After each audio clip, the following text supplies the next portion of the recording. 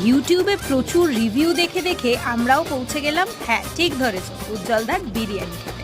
চলে গিয়ে দেখলাম সে কি লম্বা লাইন, একদিকে চিকেন বিরিয়ানির লাইন, একদিকে মাটন বিরিয়ানির লাইন। বলতে অপেক্ষা রাখে না, যাকে এক্ষুনি দেখলে তিনি অবশ্যই উজ্জ্বলদা। হাজব্যান্ড কোনো দিকে দেরি না করে মাটন বিরিয়ানি হবে কিনা খোঁজ নিয়ে চলে গেছে কাউন্টারে। ও হ্যাঁ, আমি বিরিয়ানি খাবো না বলে আমাদের জন্য চিকেন চাপও নেওয়া হয়েছিল। বিলটা আমি তোমাদের দেখিয়ে দিলাম, দামটা কিন্তু নিজেরাই বুঝে নিও। তারপর চলে এলাম মাটনের দিকে।